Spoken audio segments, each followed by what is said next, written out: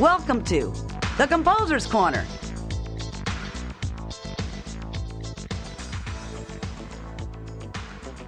Miss Lauren Wood.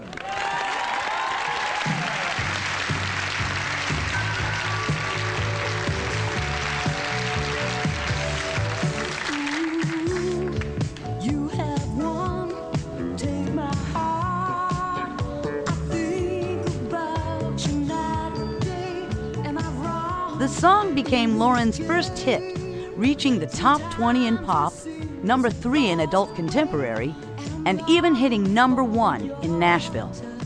Naturally, Lauren's songs became even more in demand, being covered by such artists as Leo Sayer, Billy Preston and Sarita, Lanny Hall, and Maxine Nightingale, to name a few.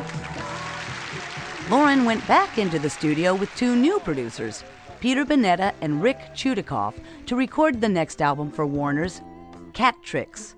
Simultaneously, she was performing live, and one night, in lieu of an opening act, she decided to run a slideshow of her cat, Bunny, dressed in funny costumes.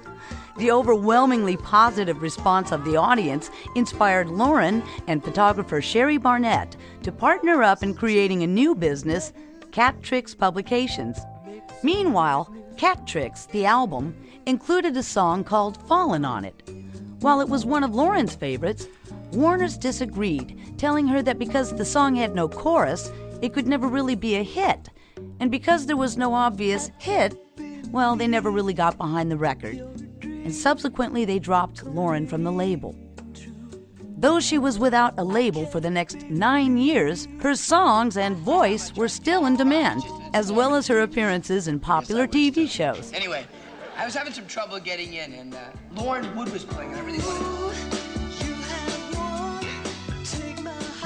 She continued to record on her own, sing on other people's records, and even produced other artists, including famed Star Search vocalist Sam Harris. Of entertainment. She had also begun starring as the character Little Two in a bizarre series which spoofed Ed Wood's films. They Must Be Told featured cameo appearances by well-known celebrities, and the series quickly attained cult status. If I do say so myself. Your best friend, Linda Ronstadt. Best friend? Yeah. Holy You're out walking around. Stay out of the way of my car, okay? I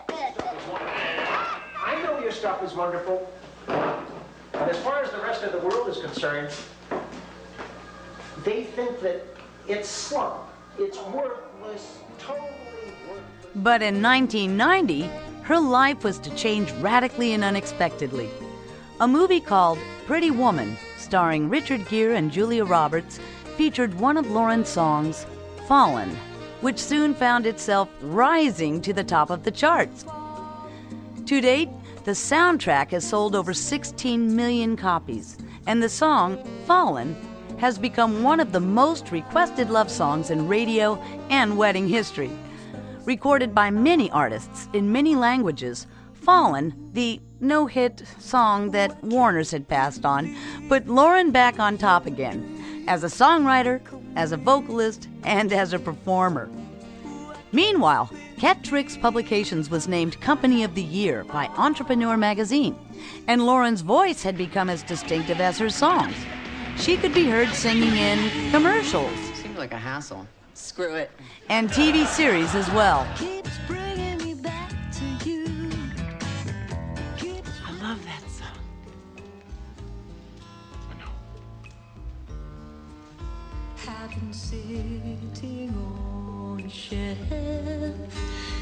In 1994, however, Lauren was to encounter a mysterious illness that threatened her singing career altogether. And it wasn't even a thing where I couldn't hold notes. I actually, could barely even sing for a while. It was so bad. Until the cause, adult onset asthma, was diagnosed and the treatment finally taking effect, Lauren found herself writing to compensate for the new limitations in her voice, which she felt she could no longer rely upon in either range or power. Her songs became not only a reflection of who she was emotionally, but where she was physically as well.